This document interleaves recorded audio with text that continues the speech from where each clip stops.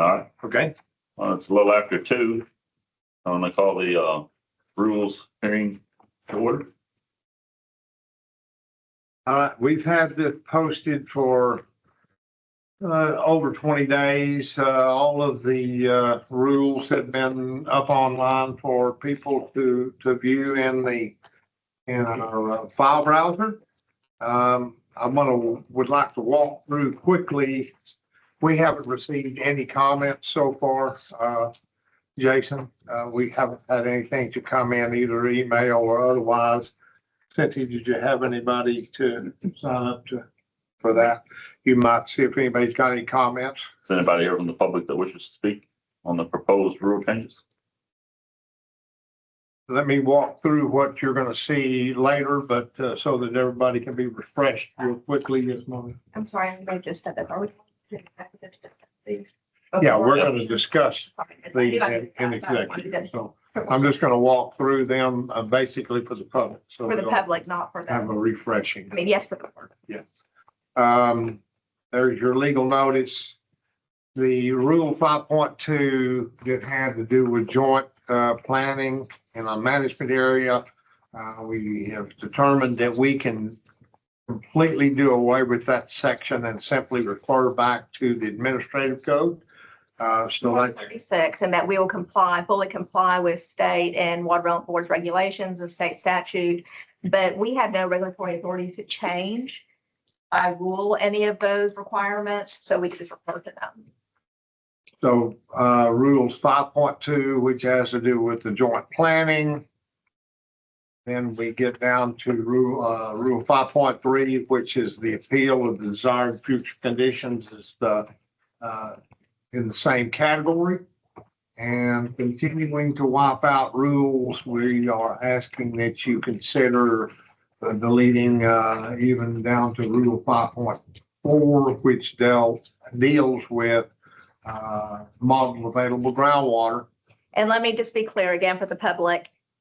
What was in the rules was cut and paste from the statute. There were no changes. It is just a statutory language, so we just refer to it and adopt it by reference instead of actually just cutting and pasting it. The requirements are still there. Moving on to rule 7.1, we had some, and you'll see we had some ministerial corrections to make, and here are 4 that, as we went through, we're having to either add or revise with that Monique was able to catch. So these are simply ministerial corrections to be made. Next page. This is rule 7.1F is a proposed rule to limit the size of and production from minimum tract size and platted subdivisions. And we'll talk more about that later on. And just to be clear, under chapter 36.117 of the water code, domestic and livestock wells, only exempt wells for domestic and livestock are if they're over 10 acres and are incapable of producing more than 25,000 gallons per day, which is about 17 GPM. And then additionally, 36.117 also says that platted subdivisions are never exempt from groundwater districts. So we can do so they are regulated by 36, and so we are proposing of how we regulate those smaller tract sizes, because as it's becoming more and more common throughout all of my districts throughout the state, it is quicker development, not to have public water supply, but to have just tract sizes with each one having individual well and or septic system. So we'll go into more discussion when we get into later on, where we're getting ready to adopt. So just a quick question. I mean, if we wanted to change these GPM limits, are we able to change it today, or would we have to repost? Yes, definitely. Depends on how far we stray. If we make them less stringent, then we could change them. I think if we're ratcheting them down to make it even more restrictive, then I would say let's repost to get the notice to the public.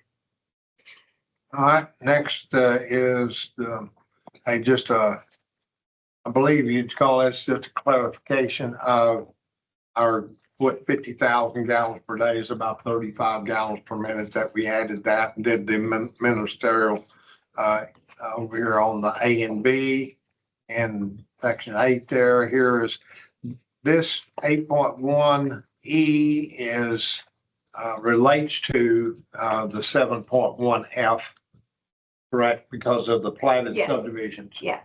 There's one other place that needs to go in, and you'll see that momentarily.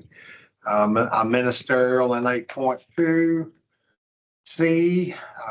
Here it now. This is a Statutory legislative change in that one of the things that we have, that the district and the board have to review when they are issuing groundwater permits is not only existing permit holders, but also existing exempt wells. That's been proposed by the legislature for many sessions, and it was finally passed this year. and it's something we've been doing anyway, but it's now in statute and in the rules. A small administrative change there. Another segment there in 8.3J3 that C3 on the about the platted subdivision place that needed to be referenced. 9.1 is, why don't you explain, this is the interlocal agreement. Statutory, this was a Representative Gurtis bill in that likely coming out of the Lost Pines at Post Oak Savannah and soon to be probably an issue with us as well, is that mitigation, now it's legal to use through an interlocal agreement, mitigation export fees across districts, not just within your own district. But it's up to the individual districts to do an interlocal contract together and how they do that. That's 9.1. And we know that Lost Pines has proposed that to the GMA.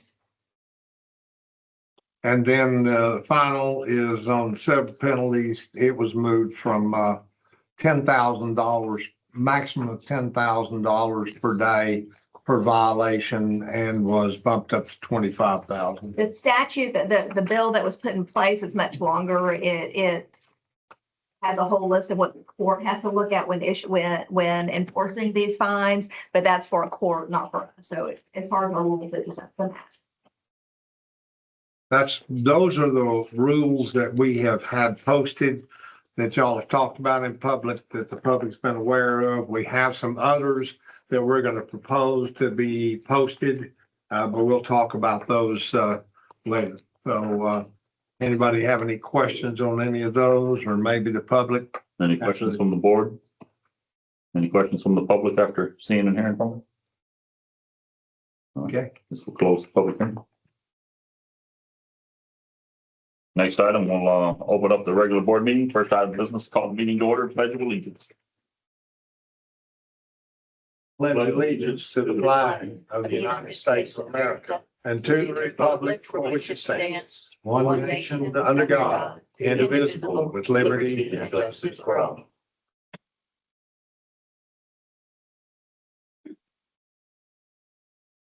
Have a quorum present with Mr. Gary Meckler and Stephen Cast absent.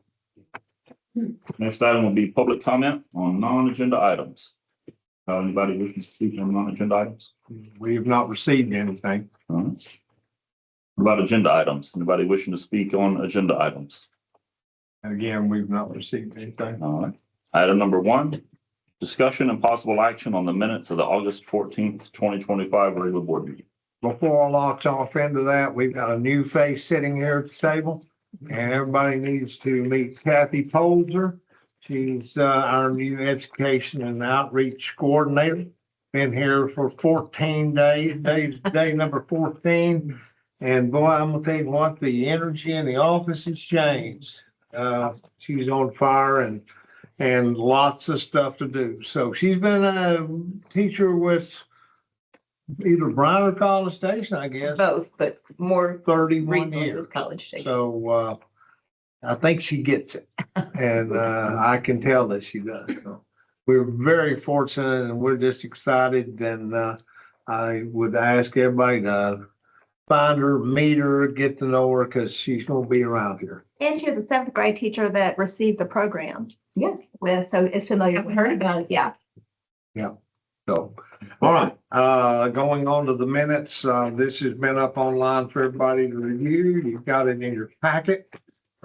Anybody have any questions on the minutes as they've been distributed?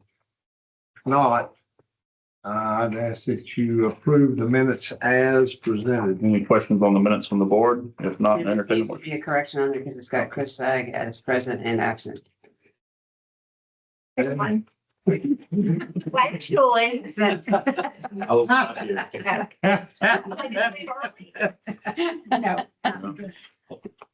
Okay, Pretty good trip. I'm good, yeah. we will correct that, absolutely. Take that off.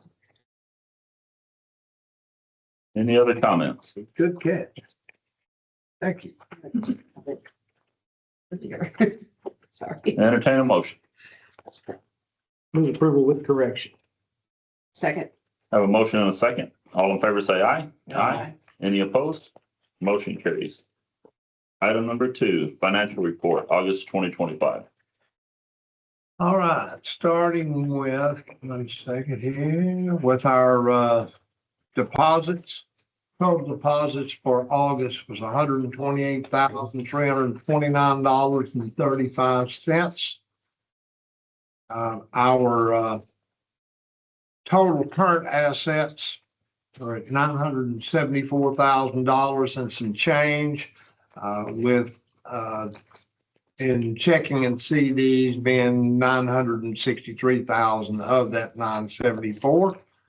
And then in our fixed assets of nearly 447,000, bringing total assets to 1,428,3681. And then you see our liabilities and equity there that balance out with, again, always the lion's share of the equity is in retained earnings. So we balance out. Going on to our total income that's been collected through the 31st of August is $906,923.44. You can see that over in the percentage of the budget used, we have some numbers that are way beyond where what we had budgeted. We will be dealing with that in one of our line items today to amend some of our budget line items. In legal, everything has been put into general here and hasn't been broken out to either the work that was done on SOA litigation or the Fazino investment. So it's not all been in general. We just haven't gotten that broken down for this particular report. But the total amount spent, the $404,000, is a correct number. So then moving on to, so we have used a total for the year of about 84% of what was budgeted. And again, we'll be doing a budget amendments here in a few minutes. Then going on to our CDs, the pledged securities. We've got 4 CDs all over at South Star Bank. Our weighted average maturity days is 39.29. And here are our securities that are held against any of our assets, both at South Star Bank and at Prosperity. We still have our checking accounts over here at Prosperity Bank. And so South Star, we're at 120% of collateralization. Again, we require 102%. And then our percent of portfolio on our CDs is approaching 86%. Cash is about 14%. You can see the collateralization. And here are our total, or our vendors, expenses by vendor. And you can see some large numbers. We did pay and made our final payment to Baylor University for that $29,579 for the groundwater surface water interaction study.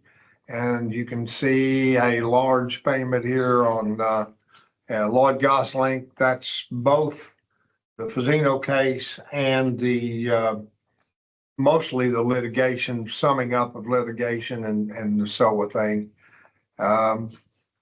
Everything else is pretty standard. We did have $4,214.16 that to the Hyatt Regency.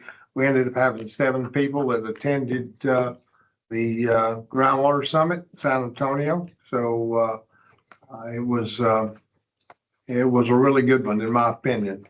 So, and then we did make one as we went through the audit, realized that one of the expenses last year, which dealt with the Calvert well number 7 and the engineering work that was done on that, we wrote a check for that, or no, excuse me. Yes, the check Yeah. was written for that, but it never got taken and moved over into the our general account. So we've made that correction. Anybody have any question? Any questions from the board? That's make sure. If not, we entertain a motion on approval of the financial report. Move for approval. Second. Have a motion and a second. All in favor say aye. Aye. Any opposed? Motion carries. Item number 3, presentation of the 2024 district financial audit by Sidell Schroeder, Certified Public Accounts. Well, thank you. I'm Michelle Kwiatkowski. I'm one of the partners at Sidell Schroeder. I'm with Taylor Baker. Taylor is the audit manager who actually conducted the audit with additional staff. And so what we'd like to do today is go through the financial statements and the other communications that are part of the audit. We are a small group in here. And so if there's something you've got a question about, we're going to make sure we get that answered. So while you're down, we'll stop, or we'll make sure we pause periodically to catch those as well. And so you each have a copy of the financial statements in front of you. Anything that you want, every, Okay, all your wonderful. communications. That's but you have a printed copy in front of you, and then I'll navigate a piece of the projector as well as we go. And so Taylor is going to start with the financial statements. And so that is in the bound packet. And so I will let her take it from here. Okay, well, I can stand by you if you don't mind. Okay, so as she said, we're a small group, so if as we go through, you have any questions, just stop me. We can go through it. So everyone has the bound packet in front of them, or we have it on the screen. So if you flip in, you'll see the Sidell Schroeder logo, and it says Independent Auditors Report. So this is our audit report on your December 31st, 2024 financial statements. It is a clean, unmodified opinion. So you will see that will go through page 4. I'm not going to read it to you, but the gist is it is a clean, unmodified opinion. If you flip to page 5, you'll see the management discussion and analysis. So this is a summary, a very good highlight of your financial statements. It will give some comparatives to your prior year numbers.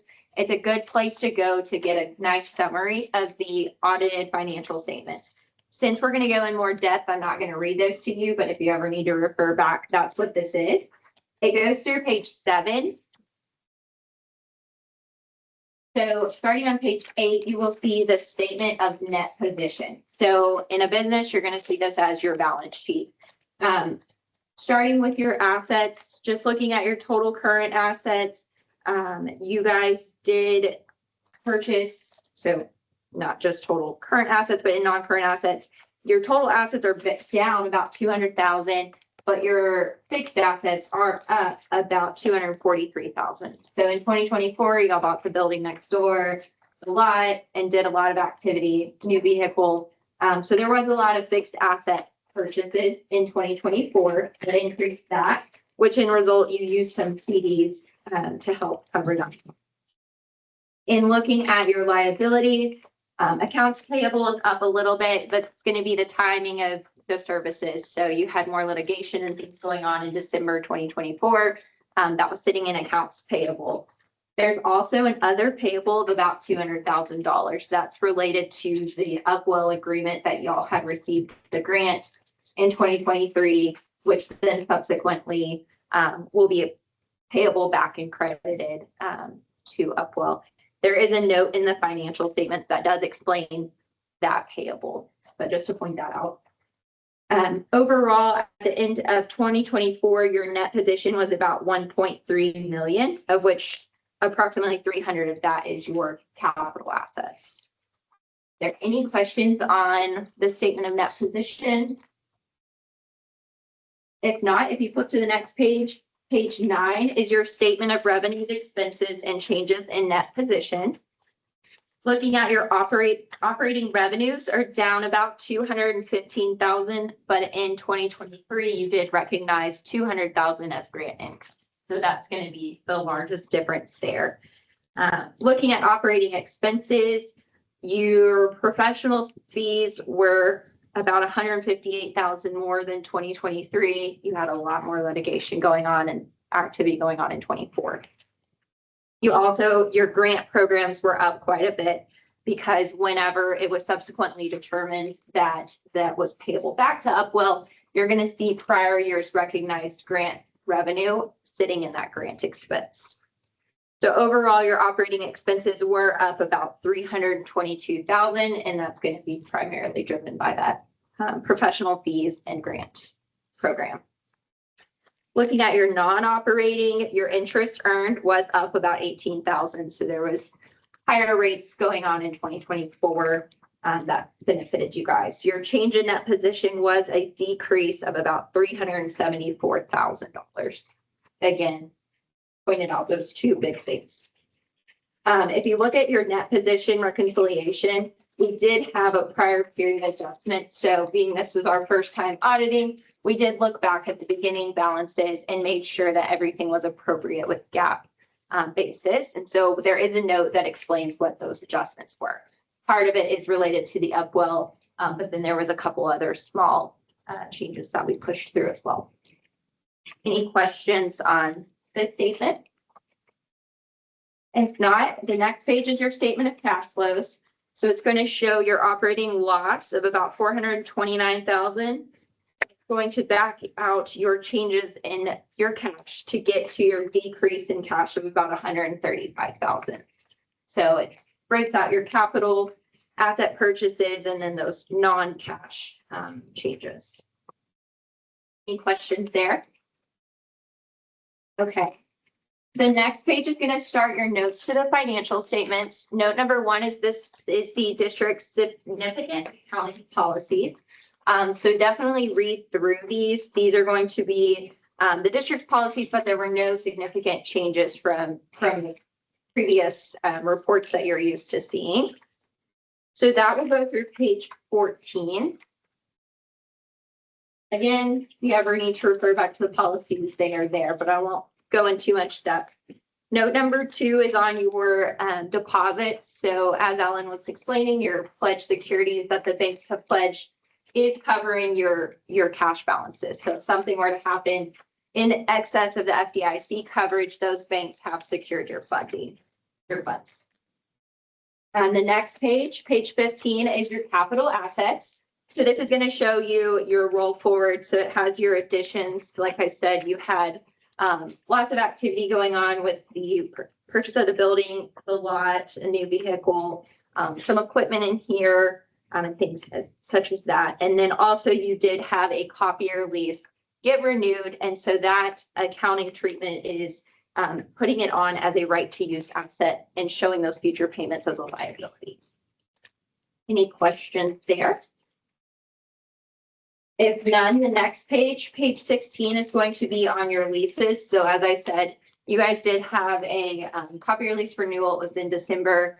And so it's going to break out your future payments in this note. On the next page, page 17 is going to be on the district's retirement plan. So the TCDRS program, you do have lots of required disclosures. Those come from the TCDRS reporting. So there will be several pages of disclosures related to the retirement plan. One thing I will note is that due to timing of when those reports are released, because they require actuarial assumptions to get the balances, you will see 12/31/2023 as the reported date on the TCDRS. There is a 1-year time lag because you're waiting to get those actuarial assumptions in.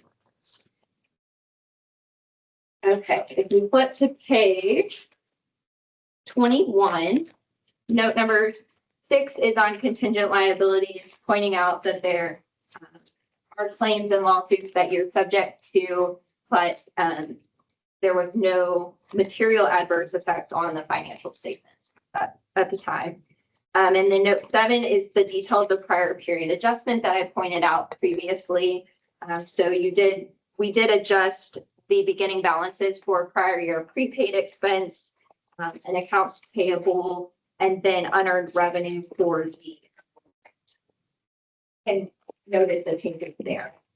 Note number 8 is on the well assistance agreement. So as I previously mentioned, we do have the $200,000 sitting as a liability as it was advanced funding that as the eligibility requirements are no longer satisfied, those will then be up. Are there any questions? That was a lot of information. There are some required supplementary information that you'll see in the back. So there's going to be 2 schedules on the retirement plan. It gives more detail on your changes in those retirement. And then there's one other supplementary information, which is your budget to actual. So in looking at budget to actual, your revenues you received more than you had budgeted by about 32,000. And then looking at your expenses, you did exceed budget on your professional fees, which again, you didn't know the amount of litigation and things that you would be going through, as well as the grant program change. So those are your 2 significant items that were over. And then you also had non-operating income for your interest earned. That was not included in the budget. So overall, you were over your expenses by about 190,000, and net was about 135,000. Any questions there? If not, Michelle has the required communication letter. She'll go over with you. So at the back of that packet, you will see the required report pertaining to internal controls and compliance, and that the audit is performed in accordance with generally accepted governmental auditing standards. And so this report has quite a bit of standard language there, but it does point out that the internal control work that we do is part of what's required to plan and perform our audit. So we obtain an understanding of the internal controls, what's the process, who performs what duties, and how that all works together. When we have an item that we identify as a deficiency, we communicate those to you. We do have an item that we consider to be a material weakness in internal controls, and I'll touch on that in a couple of pages. The section here on compliance and other matters would require us to report any kind of non-compliance matters with laws and regulations that we became aware of during our audit. There were none of those particular items. One item that's common is, the pledge securities and covering your securities, and that's an important compliance item. So that is all the language there, but now I can find these other pages for you. No, okay.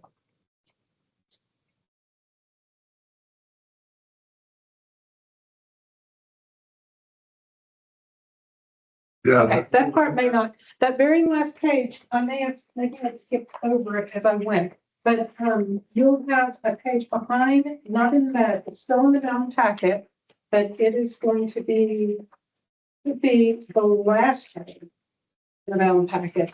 And that's where it talks about this item that is what we consider to be that material weakness. And anytime you have a small office operation, you have the situation where someone is performing multiple duties. And so in your case, the office manager performs all those accounting duties, prepares the checks, makes the deposits, records them in the general ledger, reconciles the bank accounts and everything there. In the perfect world, one person would initiate a transaction, another person would record it, and finally a third person would reconcile it. That would cause your salaries expense to go up significantly and have somebody twiddling their thumbs during parts of it. So anyway, you do have the situation where there's multiple functions. The key things are to have offsetting controls when that is in the case, or that is the particular case. And so for you guys, basically in this situation, the office manager doesn't have signature authority. And then the general manager is reviewing bank reconciliations, the transactions, the entries, and everything associated with that, bank statements and images. And that's a very important control that definitely has to be performed. So our recommendation is certainly that you continue those controls, recognize the importance of doing this. So no change there with that. Any questions on the piece of the internal control? Okay. The other communication that you have as part of the audit communicates things such as findings. We talk about our responsibility pertaining to the audit. There's no changes there. Our plan, scope, and timing was as originally communicated, as well as the initial risk that we identified as part of the audit. So nothing out of the ordinary there. There's a discussion of the significant estimates within the financial statements. And so significant estimates are when it's not, here's the hard number. We can look at a bank statement and here's a definite number, but there are things that are estimates. So depreciation is always going to be an estimate because there's a useful life that's assigned and nobody knows that this piece of equipment will in reality really last the 5 years we set it up to be. So that's an estimate. Another estimate pertains to those pension balances.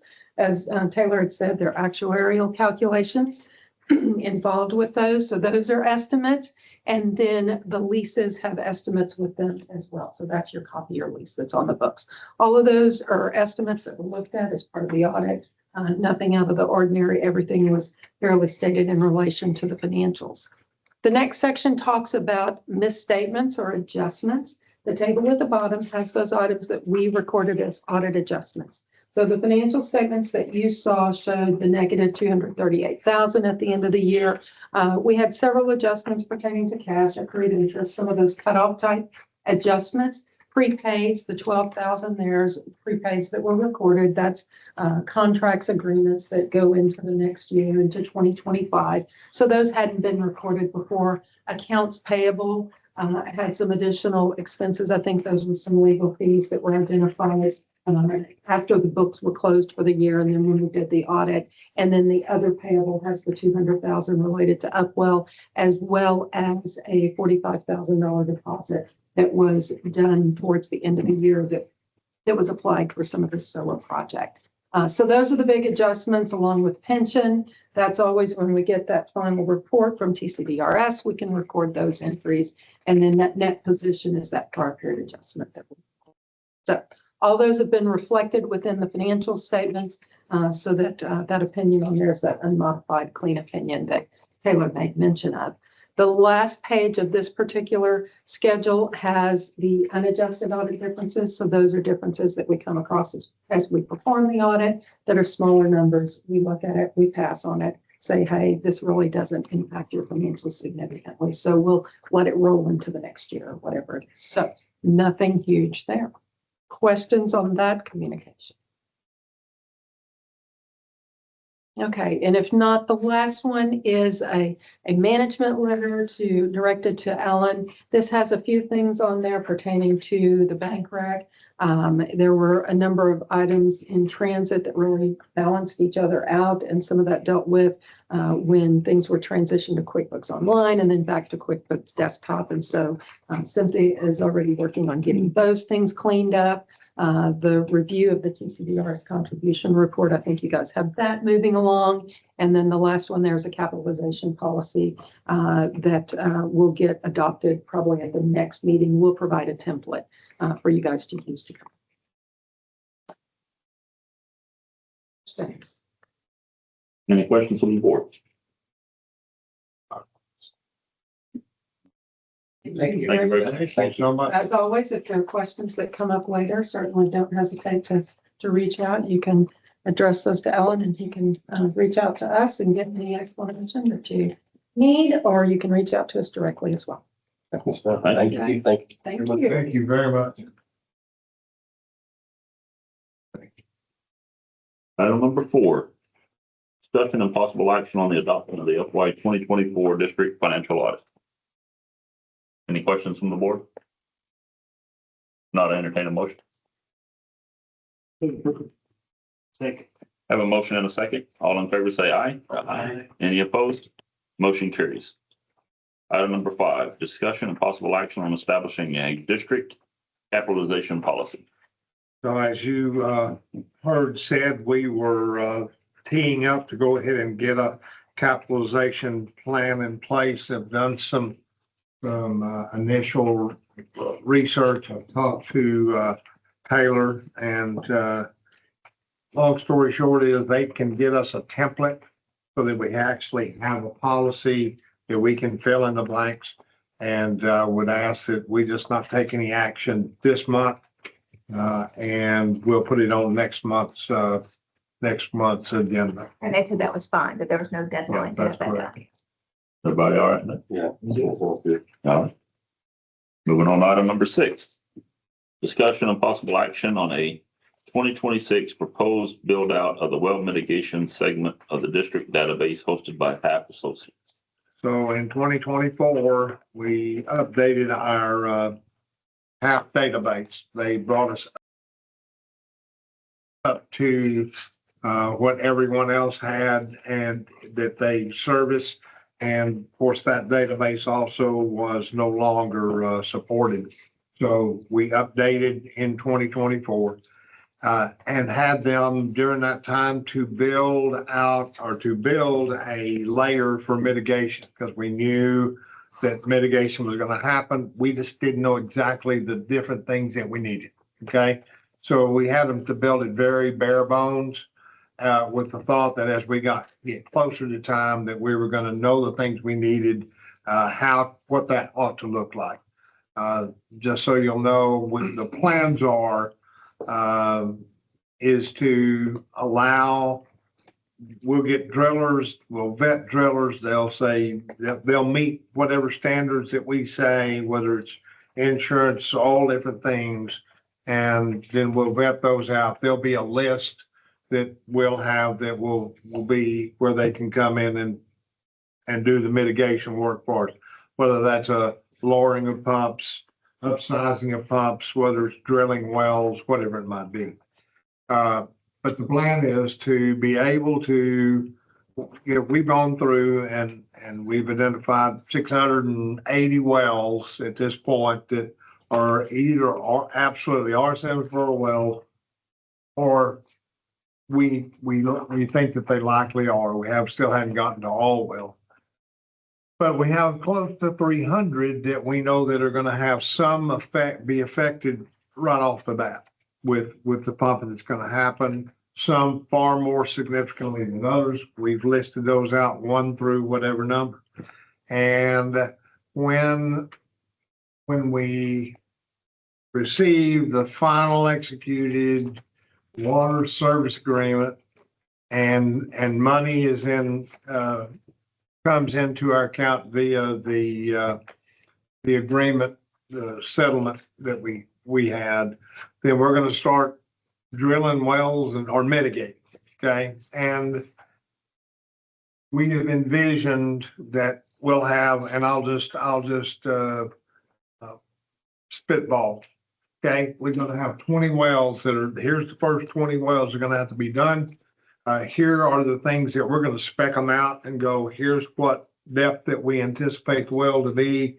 Here's the type of casing depth what we expect to be the screen, type of pump, the horsepower, all of those kinds of things. We intend to spec that out on each of those, put it out online in a portal where each of those drillers can come, they can see what's available, and it's gonna have a time frame. We'll put it in, it opens now, it has to be drilled by, or pumps reset or whatever by a date. So they can pick and choose as to look at their schedule, they can pick and choose and determine whether they want to turn in a proposal on wells number 1, 5, and 7, or whether they want whatever it may be. So that's part of the layers that they were building in. I'll show you. So I've had, let's see, I'm going the wrong way. Here we go. So Conrad Harrison sent me a breakdown. Spent a lot of time with him over the last few weeks of what this should look like. And he has gone through and to me, a lot of this is in Chinese. Okay. It's talk that I don't particularly understand. I just know it's going to have to be, those layers are going to be built. I see that in there. Long story short is it's going to run about $15,200 to build out that layer. I'm not asking that we intend to do that during 2025. The very first well that will have anything that we're going to have to deal with is Calvert number 7. That's going to be a single well that we can be dealing with that right up front. And then that'll give some time in 2026. Anticipating 2026 is going to be the kickoff at some point in time. We'll have the time to be able to get it built out. He needs about 2 months. That's what he's on the, from the time that we say we need it. He said he'll have something in 60 days. It would be what we need. And that's testing everything. So anyway, I'm wanting to get the initial okay from you guys that in 2026 that we include this in the budget to go ahead and be thinking about making this build out. So This is gonna allow us to track which wells are gonna be mitigated, which ones have been mitigated, absolutely, how they've been mitigated. that is correct. And that'll be on a map where we can see it. That's a lot and it's not just us.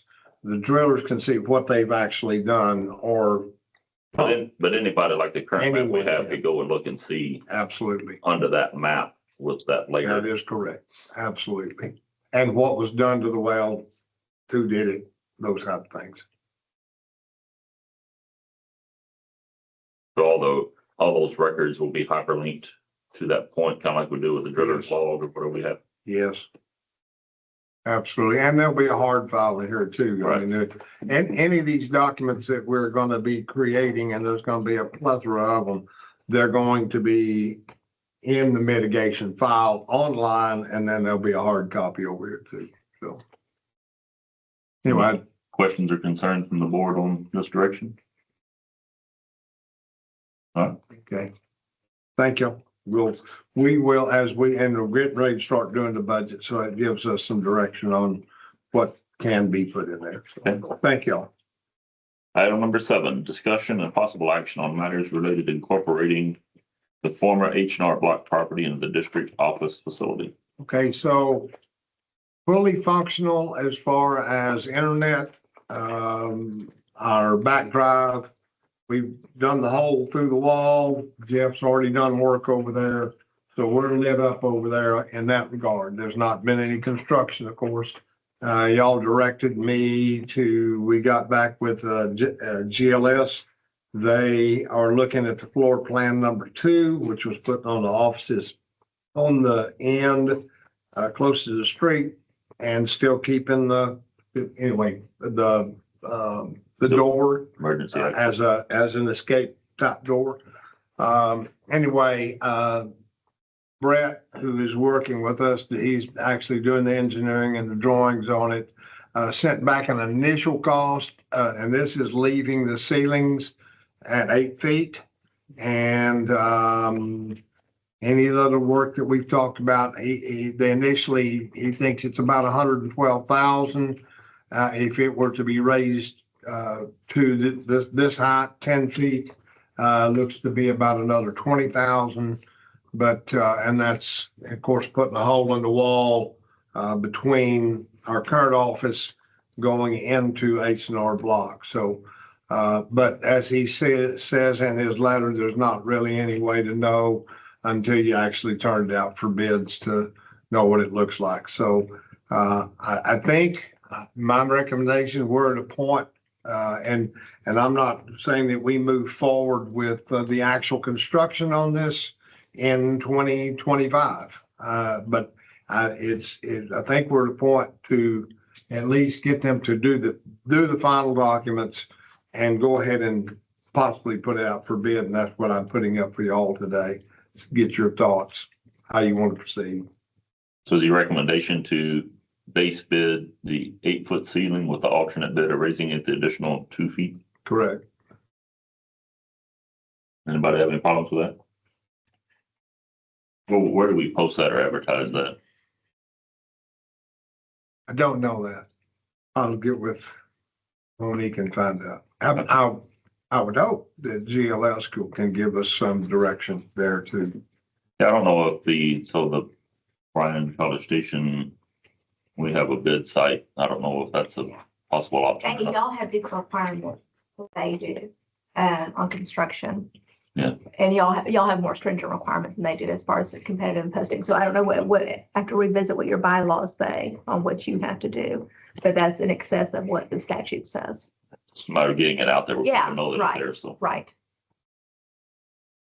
Okay. So do you envision going out for bids this year? I would hope so, just so that you can get your head wrapped around for any budgeting type purposes, anything like that, so that you can. Then you envision- Well, we probably just need to convey that in our bid documents when we anticipate starting. I mean, if we want to go and get the bids and we're not going to start till February 26th, we need to convey that. Exactly. But you do envision the work taking place in 26. Yes. Okay, that's a move forward, okay? Huh? Thank you. Item number 8, discussion and possible action on amendments to the 2025 district operating budget, including BV, Water Smart, hydrological services, and legal services. Starting on legal fees, everybody knows where we are on things. Here are the expenditures, to date in column number 1. About a little over $403,000 that's been spent so far. You see Monique's total, you see Lloyd Gosling. Most of the 292 for Lloyd Gosling was in either SOA or in our A&M lawsuit. We still have not ramped up the fee. We've been paying lawyer fees on the Fazino, but they've not been anything that's astronomically high. But we're getting into a period of time when things are now ramping up on that. We're at a hearing on discovery and discovery matters on October the 2nd. I foresee that it's going to continue to stay busy. There's some motions for different motions that are going to be filed by our side that they're going to have to be dealt with. So there's going to be a lot of writing to be done, and whether it's in front of the judge or not, it's going to be a lot of time spent. So I am suggesting that on the amendment to the budget that we're looking at, we still have 5, and so you'll know too, Lloyd Gosling, we've just paid for July the 31st. Okay, that's where we are. So they're literally 2 months back. So I've got August through December which is gonna be primarily for Zeno.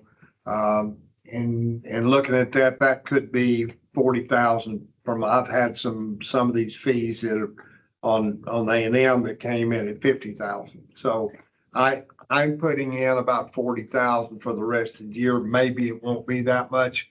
I don't think there's any way to get our head completely around that. But I think we got to build in enough just to be realistic of what could be. And Monique's is just really building out the rest of the year on pretty much the fees that she would typically do, because most of litigation that she was involved in at this point has kind of died. Right, but at this point, the only litigation, and haven't really charged for it yet, would be reviewing it. Once they start getting into motion for summary judgments and dismissals, making sure, just reviewing those things, but not participating actively. So Like in the settlement. in highlighted yellow, you see the numbers that I would suggest that we bump each of those line items up to. Moving on, any questions on that? Any other ones that need to be adjusted? Any other? Line items that need? Yes, I'm going on to, there's several. Hydrogeologic services, when I went through there, we're actually in pretty good shape. Okay, I mean, but we've got a lot left to do at GMA 12. And we're budgeted out at 200,000 total.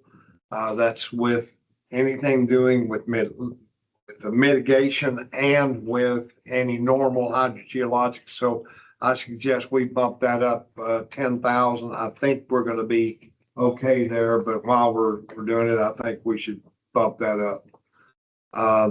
Database services, this would include, okay,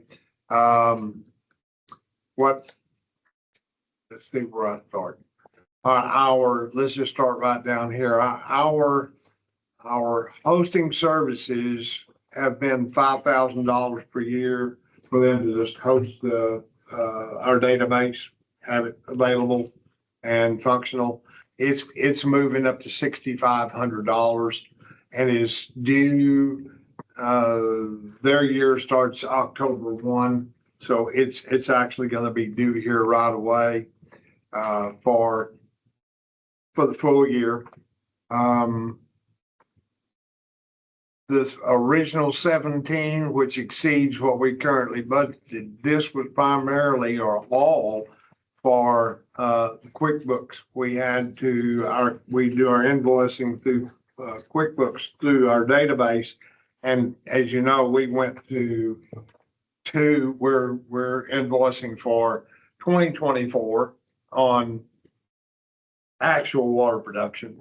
And then we also had to add a whole separate category for permitted amounts, and which now is going to be only the primary one, okay, which is great. We still have to build.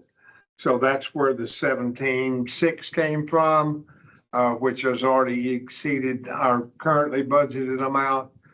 I'll save this one for last. We talked last month at last meeting about the BV Water Smart and moving that and bringing that back in-house. Let's see if I've got it here. Don't have it. I had Conrad to determine what's it going to cost us.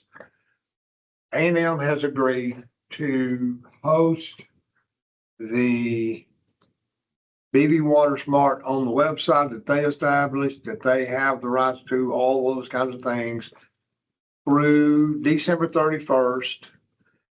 Give us all the information that they have, but we still have to integrate it into our system. There's going to have to be front-end programming, back-end programming. There's a lot of things that have to be done just to get it integrated into HAF.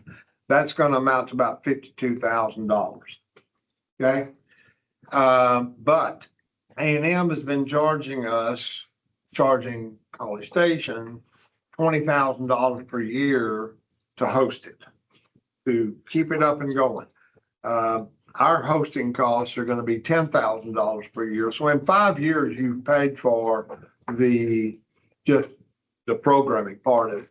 And it's gonna be so much more flexible, so much more, user friendly. I mean, there's if somebody's actually gonna take a real interest in it besides just getting some data. So, I mean, for me, it's an exciting thing that we even considering bringing it in. That 52,000 is gonna be due, because in order to keep this site from going dark, which we don't want it to go dark on January 1st, then that work needs to be done starting soon and right through the end of the year, and then it would be payable in this budget year, the 52 would. And the last part of that is, I've already mentioned, the $5,000 that we would need to pay A&M in order to keep it online for the next 3 months. So my suggestion here is that we adjust our budget from the 11,000, which we've already exceeded, bump that to 80,000 for fiscal year 2025.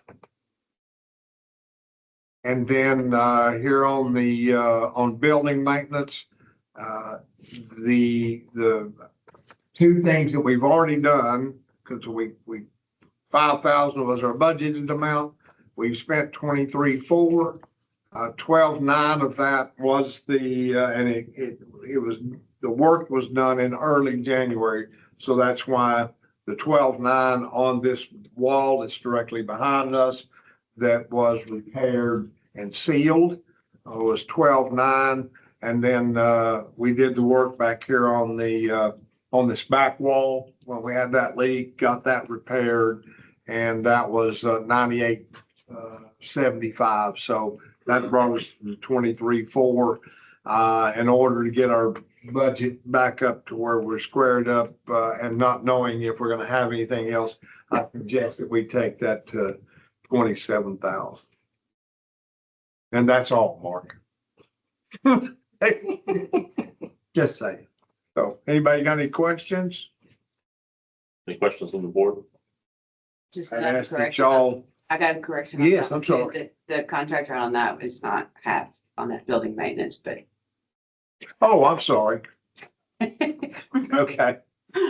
You're sure right about that. You're vendor They blind. don't do building maintenance. You're right.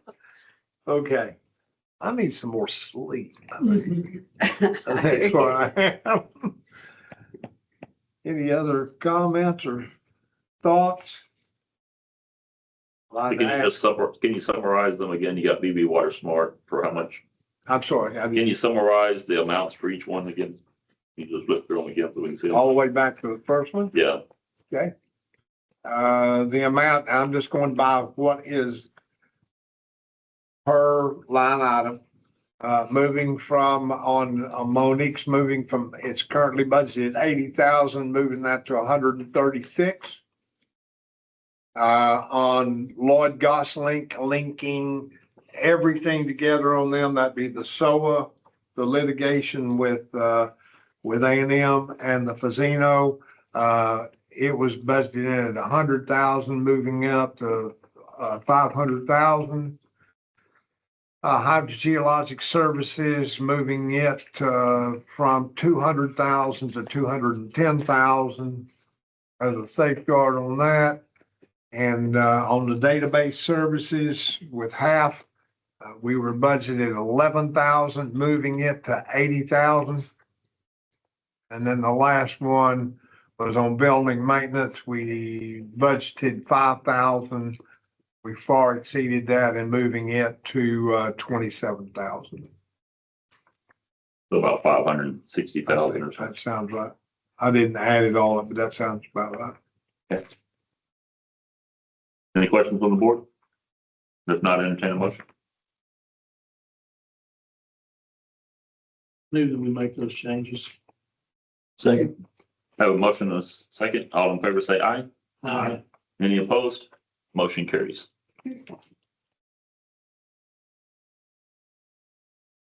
Item number 9, executive session. They're taking this government code 551.071 to receive attorney-client privilege information regarding 1, pending lawsuit Fazina Investments LP versus Bradley's Valley Groundwater Conservation District.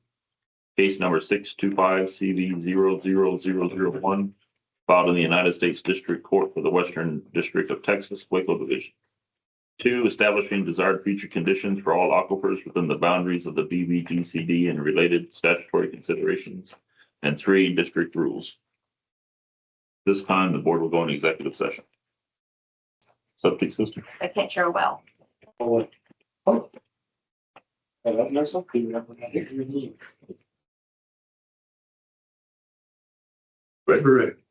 Coming out of executive session, item number 10, or anything on that one, right?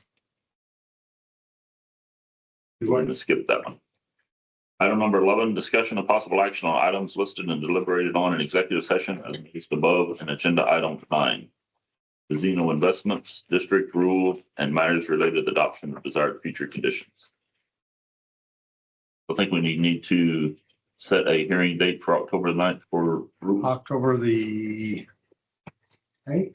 9th. Is it not? Sorry.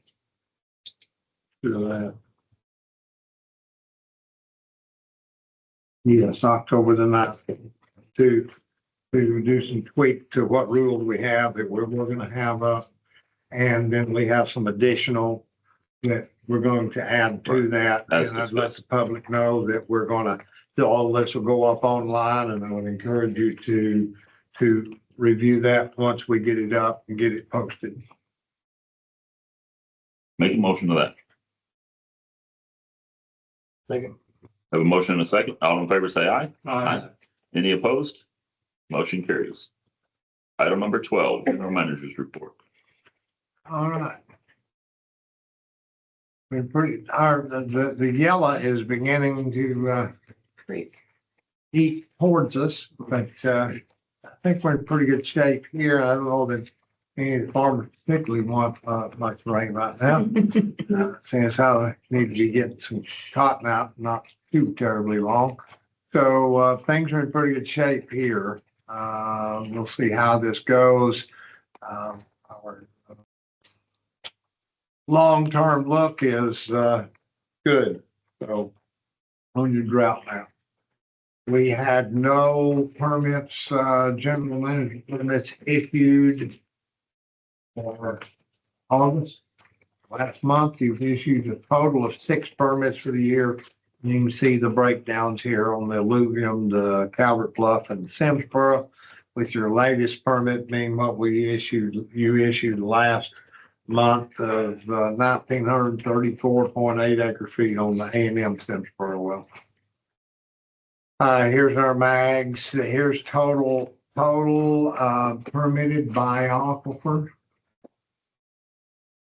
Again, the pumping that's happened from 2009 to 2023 by aquifer, same using these headings, and all permits by aquifer. Again, all this is up online. The monthly general manager report is, I don't think there's really anything outstanding in there. Pretty typical in most of the statistics and what's going on. But we did have Kathy come on, and this section right down here where it says upcoming meetings and activities.